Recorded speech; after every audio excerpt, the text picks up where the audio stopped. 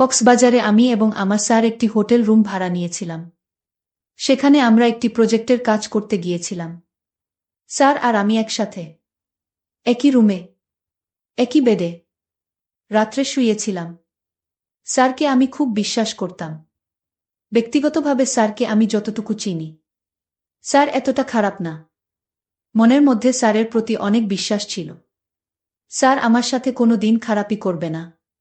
কিন্তু সেদিন রাতে আমার সমস্ত বিশ্বাস তছনছ হয়ে গিয়েছিল। রাত যখন গভীর হল, তখন আমি স্যারের আসল রূপটা দেখতে পেলাম। গভীর রাতে ঘুমের ঘরে স্যার আমার সাথে অনেক বাজে আচরণ করার চেষ্টা করছে। আমি তখন আধ গুম অবস্থায় ছিলাম। যখন স্যার আমার একানে পরিপূর্ণ দখল নিতে চাইল, তখন আমার ঘুম ভেঙে যায়। আমি চোখ খুলতেই যা দেখলাম, তাতে আমার দম বন্ধ হয়ে যাওয়ার মতো অবস্থা হল। বন্ধুরা, গল্পটি অনেক ইন্টারেস্টিং। আশা করি পুরো গল্পটি তোমরা অনেক মনোযোগ সহকারে শুনবে। তবে গল্পটি শুরু করার পূর্বে বন্ধুরা, তোমাদের নিকট আমার বিশেষ অনুরোধ, তোমরা অবশ্যই আমার চ্যানেলটি সাবস্ক্রাইব করে আমাকে সাপোর্ট করবা। হ্যালো বন্ধুরা, আমি রূপালী চক্রবর্তী, তবে আমার ডাক নাম রূপালী। সবাই আমাকে রূপালী নামেই চিনে। আমার বর্তমান বয়স 23। বর্তমানে আমি একজন প্রতিষ্ঠিত মডেল অভিনেত্রী। কিন্তু এই মডেল অভিনেত্রী হয়ে ওঠার পিছনে একটি বেদনাদায়ক ঘটনা রয়েছে। আজকে তোমাদের সামনে আমি যে ঘটনাটি বলবো, ঘটনাটি আমার বাস্তব জীবনের একটি গল্প। তবে গোপনীয়তা রক্ষার জন্য আমি আমার ছদ্ম নাম ব্যবহার করলাম। আমার দুষ্টুমিষ্ট বন্ধুরা, খুব ছোটবেলা থেকেই আমি একজন বিখ্যাত মডেল হওয়ার স্বপ্ন ছিল। স্বপ্নটা যেন এক পর্যায়ে আমার নেশায় পরিণত হয়ে গেল। মনের মধ্যে সব সময় কল্পনা জল্পনা করতাম, কিভাবে আমি একজন বিখ্যাত মডেল হতে পারি, দেশের নামকরা মডেল হতে পারি। খুব ছোটবেলা থেকেই স্বপ্নটা মনের মধ্যে পোষণ করতে থাকি। স্কুলে পড়ার সময়ও আমি বিভিন্ন সাংস্কৃতিক অনুষ্ঠানে অভিনয় করার চেষ্টা করতাম এবং ভালো নৃত্য করার চেষ্টা করতাম। আর সবসময় একজন মডেলের যে গুণাগুণ থাকা দরকার, ওই সবগুলো বৈশিষ্ট্যই আমি অর্জন করার চেষ্টা করতাম। আমি দেখতে অনেক সুন্দর, সুদর্শন এবং স্মার্ট ছিলাম। সবচেয়ে আমার চেহারার মধ্যে আকর্ষণীয় একটা ভাব ছিল, যা আমাকে মডেল হতে সাহায্য করেছিল। আর তাছাড়াও কেউ আমাকে দেখলেই মডেল বলে ডাকত। আসলে মডেল হওয়ার যে ফিটনেসের প্রয়োজন ছিল, তার সম্পূর্ণ যোগ্যতাই আমার ছিল। কিন্তু আমি গ্রামে থাকতাম, গ্রামের স্কুলে পড়ালেখা করতাম। যে কারণেই স্বপ্নটা কখন যে বাস্তব হবে, তা নিয়ে শুধু কল্পনা করতাম। তবে চেষ্টা করে যাইতাম অবিরত। মনের মধ্যে শুধু কল্পনাই করতাম, কখন কোনো সময় আমি একটা নামিদামি মডেল হতে পারব। এসব চিন্তা করতে করতে আমি রাতে বসে বসে টিভি দেখছিলাম আর ভাবছিলাম। ঠিক এমন সময় আমার আব্বু আমাকে ডাক দিয়ে বলল, মা রূপালী, একটু এদিকে আয় তো। আমি বাবার কাছে গেলাম। তারপর বাবা আমাকে বলল, মা রূপালী, অনেক দিন হলো তোর বোন শেফালীকে দেখি না। তুই তো এসএসসি পরীক্ষা দিয়ে দিছস। এবার তোর বোনের বাড়ি থেকে একবার বেড়ায়া গা। আমি বললাম, আচ্ছা ঠিক আছে বাবা। বাবার কথা মতো পরের দিন আমি আমার বোনের বাসায় ঢাকা যাওয়ার জন্য প্রস্তুত নিলাম। ট্রেনে উঠলাম। আমার সাথে একটি মধ্যবয়সী লোক ট্রেনে উঠল। একই সিটে। লোকটি আমাকে দেখে হা করে তাকিয়ে রইল। কিন্তু লোকটির সাথে কোনো কথা বললাম না। হঠাৎ করে লোকটির ফোনে একটি ফোন আসলো। শুনলাম লোকটি কথা বলছে কারো সাথে। লোকটির কথা শুনে মনে হচ্ছে লোকটি কোনো একটি মডেলিং এজেন্সির পরিচালক অথবা প্রযোজক। লোকটি আমার ঠিক পাশের সিটে বসেছিল। লোকটির কথা শুনে পরিষ্কার হয়ে গেলাম যে লোকটি একটি মডেলিং এজেন্সির পরিচালক। তারপর আমি ভাবলাম, লোকটির সাথে একটু পরিচিত হয়ে নিই। আমি জিজ্ঞাসা করার আগেই লোকটি আমাকে জিজ্ঞাসা করল, এই যে ম্যাম, আপনার নাম কি? আমি বললাম, স্যার আমার নাম রূপালী চক্রবর্তী। তারপর লোকটি আমাকে বলল, বাহ, খুব সুন্দর নাম তো তোমার। তো তুমি কি কর? আমি বললাম, স্যার, আমি এই বছর এসএসসি পরীক্ষা দিয়েছি। তারপর লোকটি তোমাকে জিজ্ঞেস করল, ভবিষ্যতে তুমি হতে চাও? আমি বললাম, স্যার, ভবিষ্যতে আমি একজন বিখ্যাত মডেল হতে চাই। তখন লোকটি আমাকে বলল, বাহ, খুব সুন্দর উদ্দেশ্যটা তোমার। আর তোমার চেহারা যে সুন্দর, যে আকর্ষণীয়। নিশ্চয়ই তুমি মডেল হওয়ার অধিকারী। আমি লোকটির কথায় আমার প্রশংসা শুনে আমি কিছুটা হেসে উঠলাম। তারপর আমি লোকটিকে জিজ্ঞেস করলাম, স্যার আপনি কি করেন? লোকটি একটি হাসি দিয়ে বলল, এই নাও আমার কার্ড। এখানে বিস্তারিত লেখা আছে। লোকটির কার্ডটি দেখে আমি চমকে গেলাম। আমি এতদিন মনে মনে যাকে খুঁজছিলাম, সেই আজকে আমার সামনে হাজির। কার্ডটিতে স্যারের নাম লেখা ছিল শুভঙ্কর চক্রবর্তী। আমিও স্যারকে বললাম, স্যার আপনার নামও অনেক সুন্দর। তারপর স্যারের সাথে আস্তে আস্তে ফ্রি হতে শুরু করলাম। একটু একটু করে কথা বলতে বলতে স্যারের সাথে আমি বেশ মাতিয়ে ফেললাম। এভাবে স্যারের সাথে গল্প করতে করতে কখন যে সময় কেটে গেল তা বুঝতেই পারলাম না। হঠাৎ করে সিগন্যাল পেলাম। ট্রেন কমলাপুর রেলওয়ে স্টেশনে চলে আসলো। স্যার আর আমি উপজে নেমে গেলাম। নেমে যাওয়ার সময় স্যার আমাকে বলল, রূপালী, তোমার যদি মডেল হওয়ার খুবই ইচ্ছা থাকে তাহলে এই কার্ডের ঠিকানা অনুযায়ী এসো, আর এই নাম্বারে আমার সাথে যোগাযোগ রাখবা। আমি বললাম, আচ্ছা ঠিক আছে স্যার, আর আমাকে ফোন দিও। তাহলে আমি তোমাকে বলে দিব তোমাকে কোথায় আসতে হবে। যদি তোমার একান্ত ইচ্ছা থাকে তাহলে কেবল আমার সাথে যোগাযোগ করতে পারো। স্যারের কাছ থেকে বিদায় নিয়ে আমি আমার বোনের বাসায় চলে গেলাম। বোনের বাসায় এসে রাতের বেলায় খাবার দাবার শেষে যখন শুতে যাব তখন স্যারের কথা মনে পড়ল। তারপর কার্ড থেকে নাম্বারটি নিয়ে স্যারকে একটি ফোন দিলাম। মনে হচ্ছে স্যার আমার ফোন পেয়ে অনেক খুশি। এভাবে স্যারের সাথে আমি প্রায় 2 থেকে 3 মাস কথা বললাম। তারপর স্যার একদিন আমাকে হঠাৎ করে বলল, রূপালী, মডেলিং হওয়ার একটা সুযোগ এসেছে। আগামীকালকে আমাদের এখানে মডেল সিলেক্টেডের প্রতিযোগিতা চলবে। আশা করি তুমি সেখানে আসবে। যদি পরিচালনা পর্ষদ এবং তোমার যোগ্যতা, তোমার সবকিছু মিলে যায়, তাহলে তুমি সেখানে মডেলিং হওয়ার চান্স পেয়ে যাবে। স্যারের কথা শুনে আমি মহা খুশি হয়ে গেলাম। আমি বললাম, স্যার অবশ্যই আসব। তারপর নির্দিষ্ট দিনে আমি চলে গেলাম ইন্টারভিউ দিতে। ইন্টারভিউ দিতে গিয়ে দেখি আমার মতো সেখানে অনেকেই ইন্টারভিউ দিতে আসছে। কিন্তু সেখানে গিয়ে দেখি ইন্টারভিউতে প্রধান ভূমিকা পালন করছে সেদিন যে আমার সাথে ট্রেনে পরিচিত হয়েছিল, যেই লোকটাই। তাকে দেখে আমি খুব একটা সাহস পেলাম, মনের মধ্যে ভরসা পেলাম। ভাবলাম আমার মডেলিংয়ের স্বপ্ন হয়তো পূরণ হতে চলেছে। বন্ধুরা, তোমাদেরকে আমি আরেকটি কথা বলে দেই। সেদিন ইন্টারভিউতে যাওয়ার সময় আমি এমনভাবে নিজেকে প্রদর্শন করেছিলাম, অর্থাৎ সাজগোজ করেছিলাম, যেন আমাকে দেখে স্যারের চোখ কপালে উঠে যাবার মতো অবস্থা হয় এবং আমাকে তার এজেন্সিতে মডেলিং এর কাজ করার সুযোগ করে দেয়া। বসে থেকে অপেক্ষা করতে করতে হঠাৎ করে আমার সিরিয়াল আসলো। আমি স্যারের দরজার পাশে গিয়ে স্যারকে নমস্কার দিলাম। স্যার আমার নমস্কারের উত্তর দিল। আমি বললাম, স্যার আসতে পারি? স্যার বলল, জি আসুন। তারপর আমি ভিতরে প্রবেশ করলাম। তারপর স্যারকে বললাম, স্যার বসতে পারি? স্যার বলল, জি বসুন। তারপর স্যার আমাকে জিজ্ঞেস করল, তোমার নাম কি? আমি বললাম, আমার নাম রূপালী চক্রবর্তী।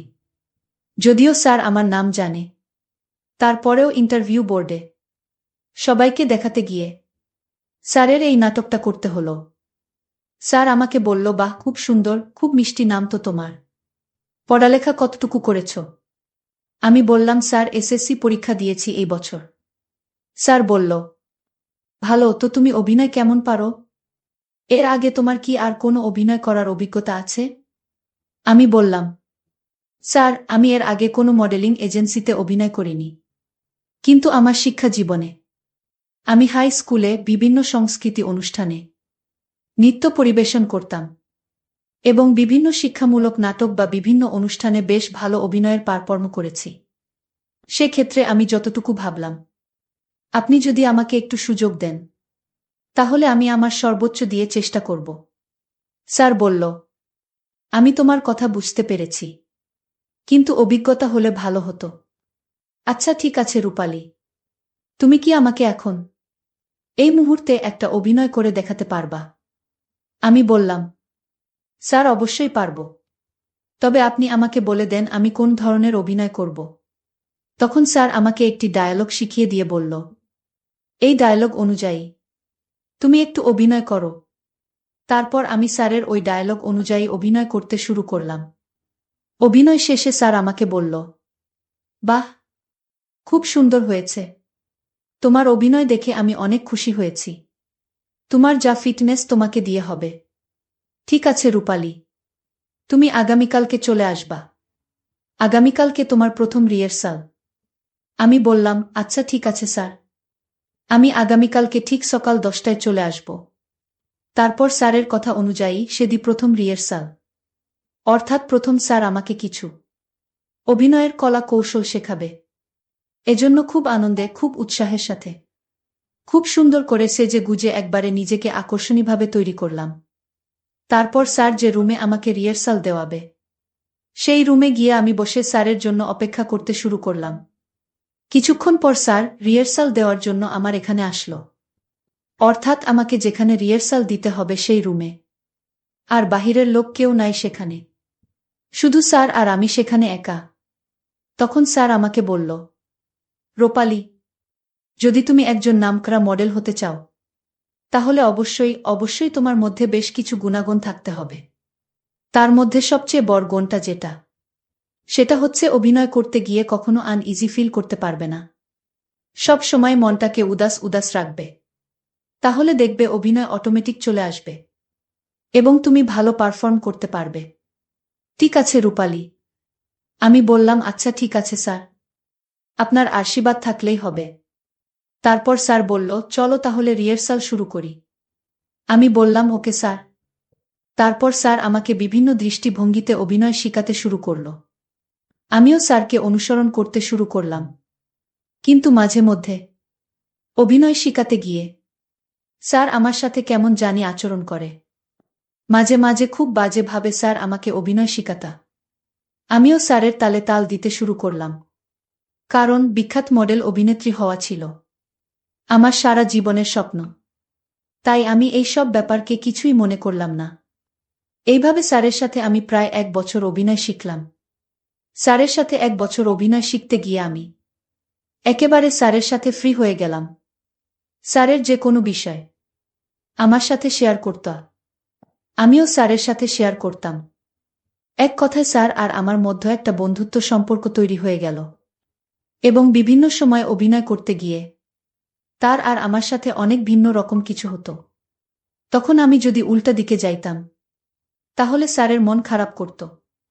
মনে মনে ভাবলাম, বিখ্যাত মডেল অভিনেত্রী হতে হলে স্যারকে এরকম সুযোগ সুবিধা দিতে হবে। মনে হয় এটাই নিয়ম। এটা ছাড়া সম্ভব না। কারণ স্যারকে খুশি না করলে স্যার আমাকে কখনো কোনো সুযোগ সুবিধা দেবে না। তারপরেও যতটুকু পারতাম স্যারকে খুশি করার চেষ্টা করতাম। প্রায় 1 বছর পর স্যার আমাকে বলল, রূপালী চক্রবর্তী, তোমার জন্য একটা অফার এসেছে। তুমি কি সেই অফারে কাজ করতে রাজি আছো? আমি বললাম, স্যার কি অফার? স্যার বলল, রূপালী চক্রবর্তী, একটা নামকরা কোম্পানির মডেলের কাজ পেয়েছি। আমি চাচ্ছি সেই মডেলের কাজটা তোমাকে দিয়ে করাবো। আর এই জন্য তোমাকে একটা শর্ত পূরণ করতে হবে। তুমি কি রাজি? আমি বললাম, জি স্যার, আমি রাজি। এজন্য স্যার আমাকে যে কোনো সত্য আপনি বলবেন। সেই শর্ত পূরণ করতে রাজি। স্যার আমার উত্তর শুনে খুব খুশি হল। তারপর স্যার আমাকে বলল, তাহলে যে তোমাকে আমার সাথে 1 সপ্তাহের জন্য কক্সবাজার যেতে হবে। সেখানে বিজ্ঞাপনের লোকেশনটা খুব ভালো করে ট্র্যাক করতে হবে এবং তোমাকে জায়গা জায়গায় ঘুরে দেখাতে হবে এবং কিছু কলা কৌশল শেখাতে হবে যে কিভাবে বিজ্ঞাপনের শ্যুট করা হবে। আমি বললাম, কোনো সমস্যা নাই স্যার, আপনি যেদিনই বলবেন আমি সেদিনই যাব।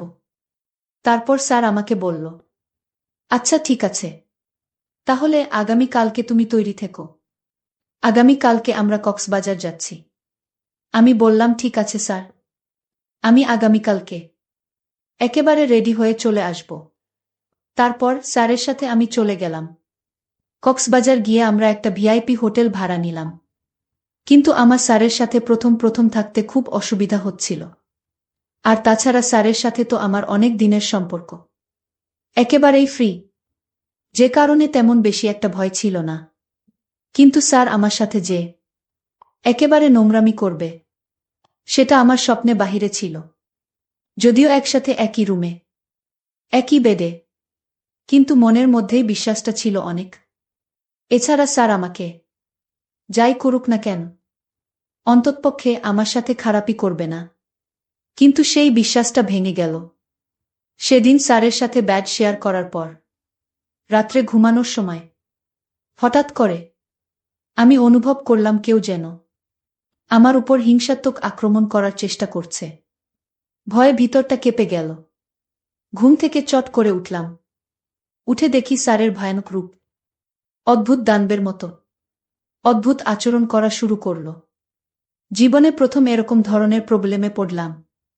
তারপর স্যারকে আমি অনেক কাকুতি মিনতি করেছিলাম, কিন্তু আমার কোনো কথাই সে শুনতে রাজি না। এই মুহূর্তে আমি নিরুপায় হয়ে তার বাধ্য হওয়া ছাড়া আর কোনো উপায় ছিল না। অবশেষে বাধ্য হয়ে থাকে আমার সবকিছু দিতে হলো। আর সেও জনমের মত আমার কাছ থেকে সবকিছু কেড়ে নেওয়ার চেষ্টা করছে। কি ভয়ানক স্যারের রূপ! জীবনের প্রথম এত বড় জিনিসটা আমার এখানে নিতে অনেক কষ্ট হচ্ছিল। মনে হচ্ছিল যেন আমার সবকিছু এলোমেলো হয়ে যাচ্ছে। আমি জোরে জোরে নিঃশ্বাস নিতে শুরু করলাম। কোনো কথাই বলতে পারছিলাম না, কারণ তার ওটা ছিল বিদেশিদের মত। এত বড়টা এই ছোট জিনিসটাতে কিভাবে নেই। তারপরেও সে আমাকে কোনোভাবেই ছাড় দিল না। প্রায় 2 থেকে 3 ঘন্টা এলোপাতাড়ি করার পর সে আস্তে আস্তে দুর্বল হয়ে গেল এবং তার সমস্ত ইচ্ছা, সমস্ত খায়েশ মিটিয়ে নিল। বন্ধুরা, অবশেষে আমারও ভালো লেগেছিল। বন্ধুরা, সেই রাতটি কখন বলতে পারব না। অবশেষে সে আমাকে মডেল হওয়ার সুযোগ দিয়েছিল, কিন্তু বিনিময়ে কেড়ে নিয়েছিল আমার জীবনের শ্রেষ্ঠ সম্পদ। বন্ধুরা, এখন আমি অনেক বড় মাপের মডেল অভিনেত্রী, কিন্তু সেই দিনটির কথা এখনো মনে পড়লে খুবই অনুশোচনা ভোগী। পরিশেষে আমি তোমাদেরকে বলবো, বন্ধুরা, তোমরা চলার ক্ষেত্রে বিভিন্ন উপায়ে বিভিন্ন লোকের সাথে পরিচিত হয়ে থাকতে পারো, কিন্তু তোমরা অপরিচিত কাউকে কখনো মন থেকে বিশ্বাস করো না। মন থেকে বিশ্বাস করলে হয়তো আমার মতো তোমাদেরকেও এরকম অবস্থা হতে পারে। অপরিচিত বেশিরভাগ লোকই তোমার কাছ থেকে কোনো কিছুর উসিলায় সুবিধা নেওয়ার চেষ্টা করবে, কিন্তু যখন তাদের সুবিধা নেওয়া হয়ে যাবে তখন তোমাকে ছুঁড়ে ফেলে দেবে। যেমনটা হয়েছিল আমার জীবনে, শুধুমাত্র একটা সামান্য মডেল তৈরি করার জন্য আমার জীবনের শ্রেষ্ঠ সম্পদ, আমার সম্ভ্রম তার কেড়ে নিয়েছিল। শত কাকুতি মিনতি করেও কোনো কাজ হলো না। বন্ধুরা, আজকে এই পর্যন্তই। ভিডিওটি ভালো লাগলে একটি লাইক দিয়ে চ্যানেলটি সাবস্ক্রাইব করে আমাকে সাপোর্ট করবা।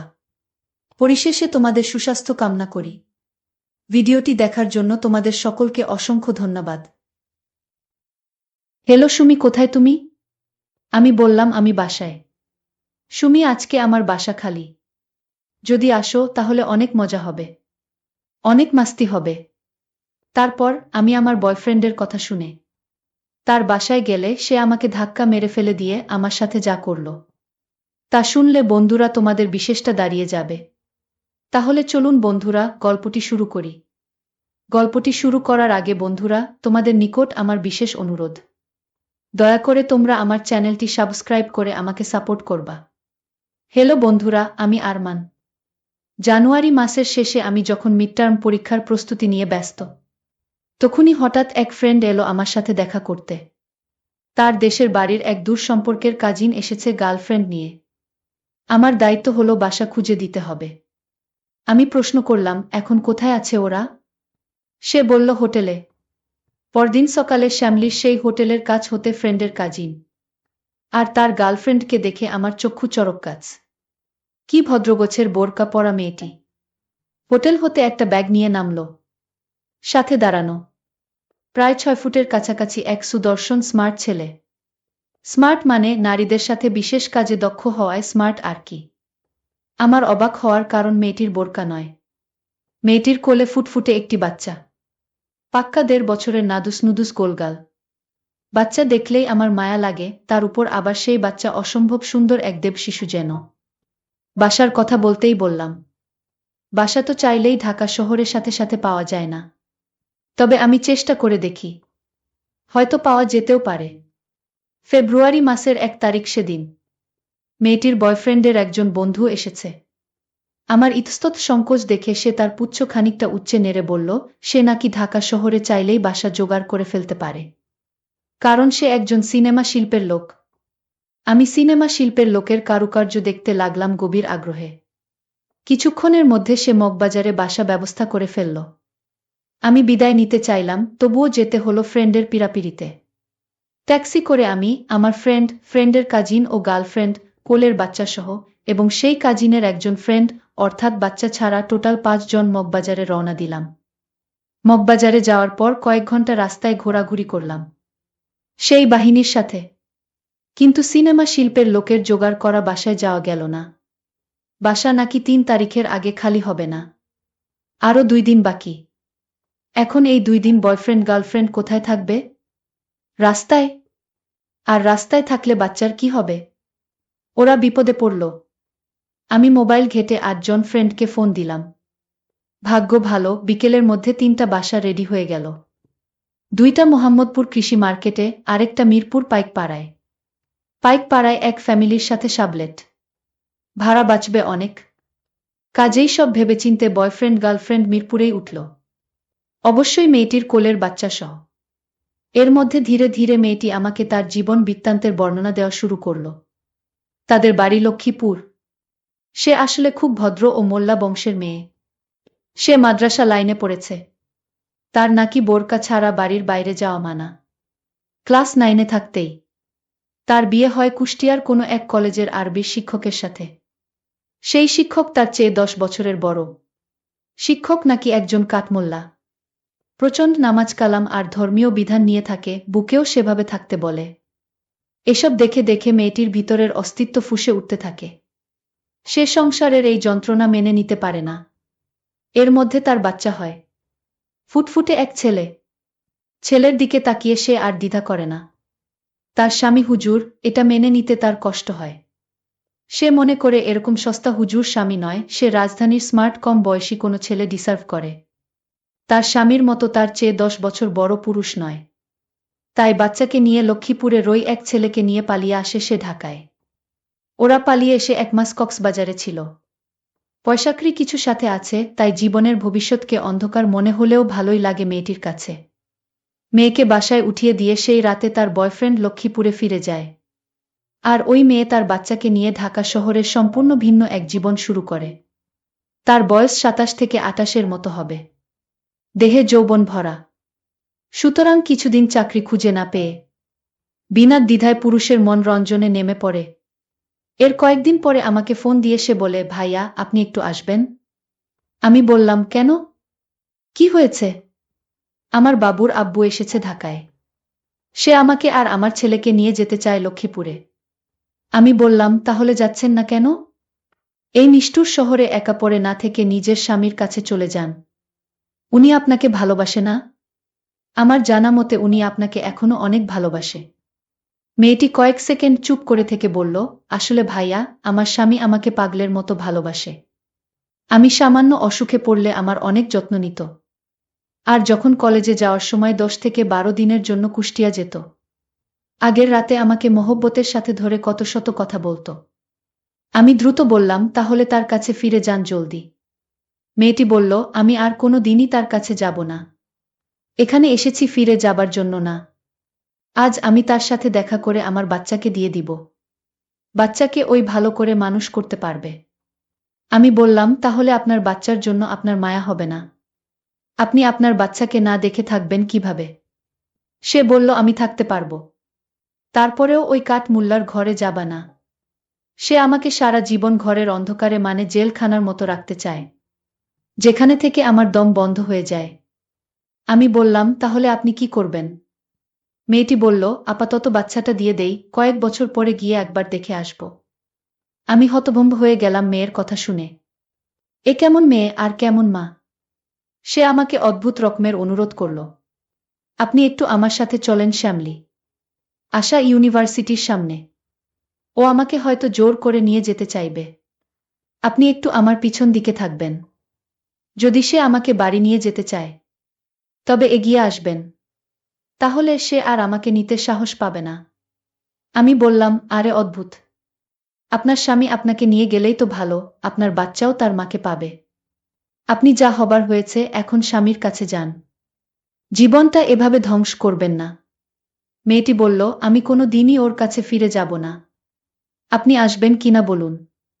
আপনার কাছে আমি কৃতজ্ঞ। এই ঢাকা শহরে হঠাৎ করে আশ্রয় পাইয়ে দিয়েছেন বলে। আশ্রয় খুব কঠিন এক বস্তু এখানে। আমি ঘটনার শেষ দেখার জন্য শ্যামলীতে আসলাম।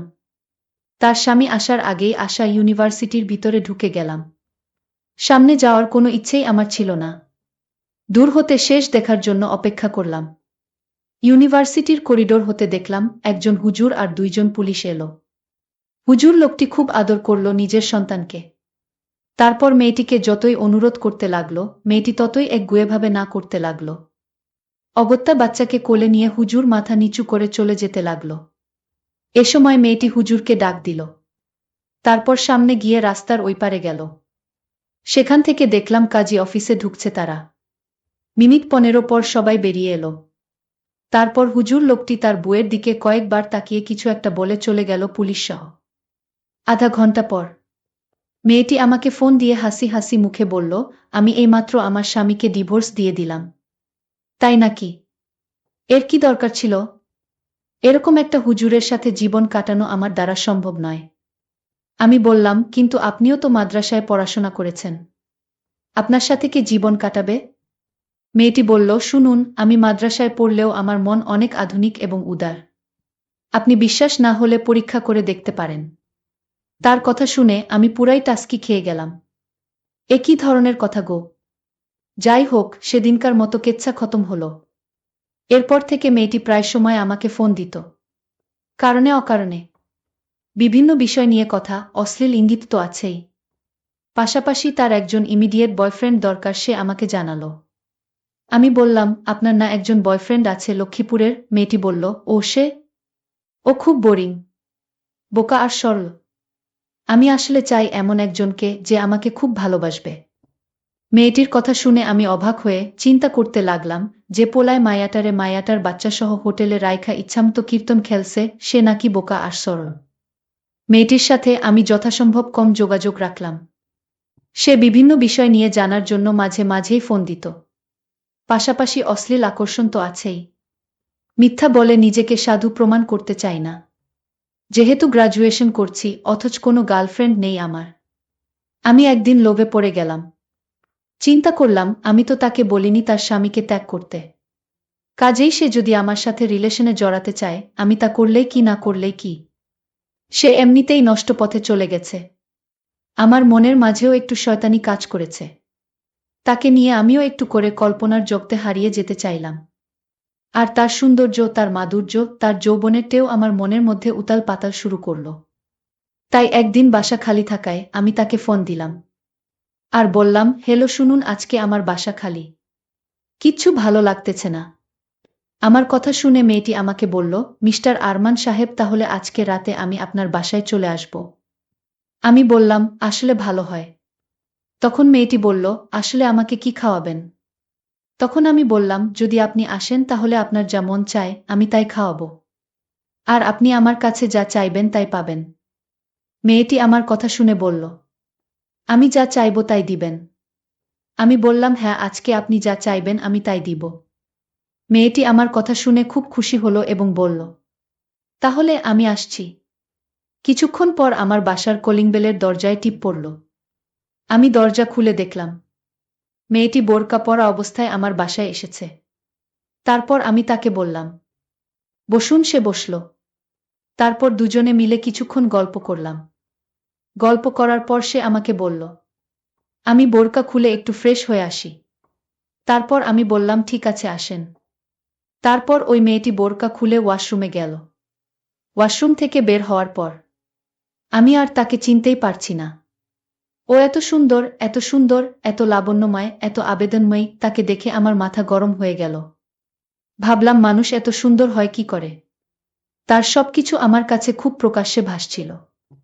আমি তাকে দেখে মনে হলো আমি যেন পাগল হয়ে গেলাম।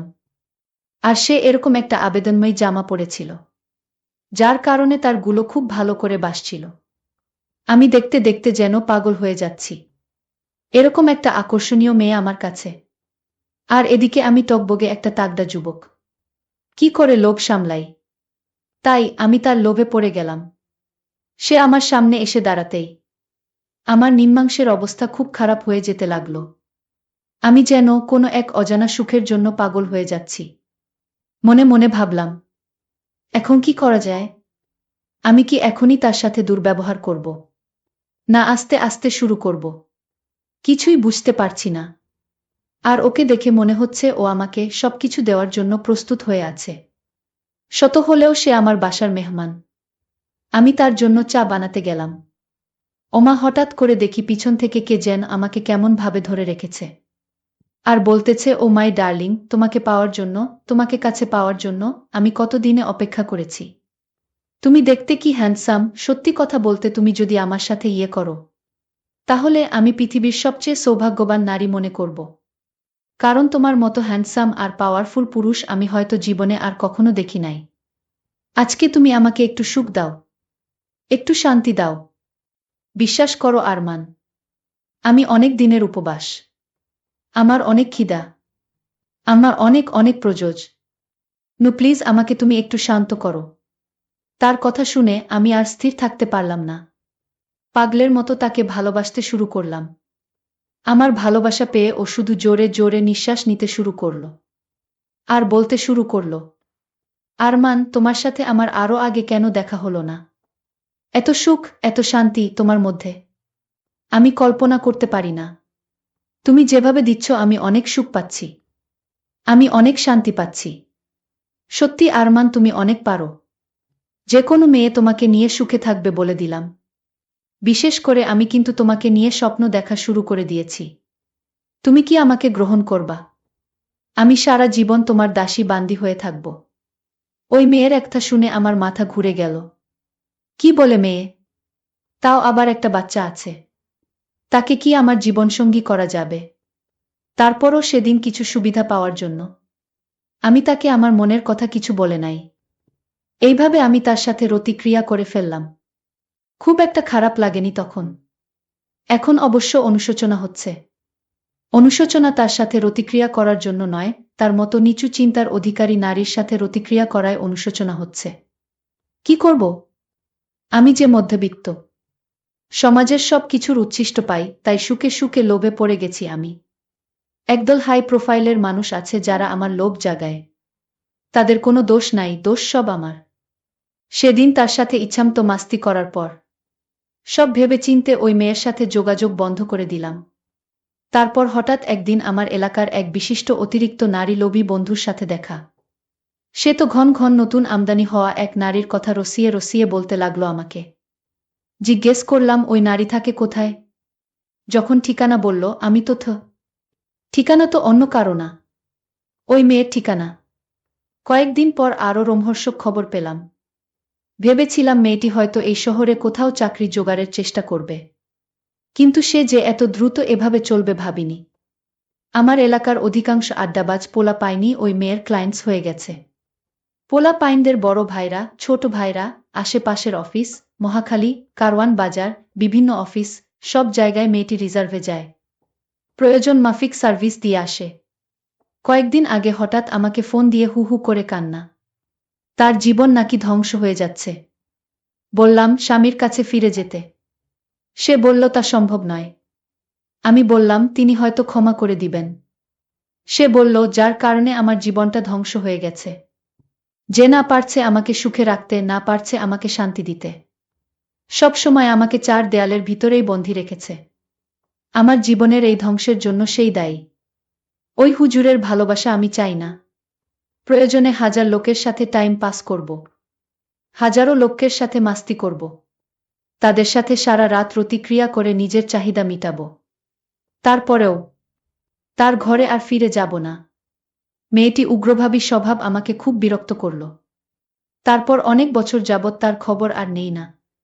কিছুদিন পর খবর পেলাম এলাকার কিছু ছেলেপুলে রেগুলার তাকে জোর করে ক্লায়েন্টস হচ্ছে, কিন্তু বিনিময়ে কিছু প্রদান করছে না। মগের মুল্লুকের মতো হুজুরের স্ত্রী নিজেকে নষ্ট পথের পথিক বানিয়েছে। আমার দুঃখ, আমি এই নষ্টার সাথে একটা মুহূর্ত কেন কাটিয়েছিলাম? কেন আমি মানুষ হয়েও আকাঙ্ক্ষাকে ত্যাগ করতে পারলাম না? পরবর্তীতে এর জন্য আমি অনেক অনুশোচনায় ভুগতে হয়েছে। এরপর প্রায় মেয়েটির সাথে প্রায় 10 বছর পর দেখা। তবে এই দেখাটা স্বাভাবিক নয়। মেয়েটি পাগল বেশে রাস্তায় রাস্তায় ঘুরছে। তাকে দেখে আমার মায়া লেগে গেল। আর আফসুস করতে লাগলাম, কি সুন্দর সংসার ছেড়ে সে এখন পাগল ভেসে রাস্তায় রাস্তায় দিন কাটাচ্ছে, সবই তার বিলাসিতা, জিদ আর অতিরিক্ত আবেগ এবং পরকীয়া মনোভাবের জন্য। সে যদি তার স্বামী ছেড়ে বয়ফ্রেন্ডের নিকট পালিয়ে না আসত, তাহলে হয়তো তার আজকে এই দুর্দিন দেখতে হতো না। বন্ধুরা, আজকে এই পর্যন্তই। ভিডিওটি যদি ভালো লাগে তাহলে একটি লাইক দিন। আর তোমরা যদি এইরকম ধরনের ইন্টারেস্টিং ভিডিও পেতে চাও তাহলে দয়া করে আমার চ্যানেলটি সাবস্ক্রাইব করো। পরিশেষে তোমাদের সকলের সুস্বাস্থ্য কামনা করি। ভিডিওটি দেখার জন্য তোমাদের সকলকে অসংখ্য ধন্যবাদ।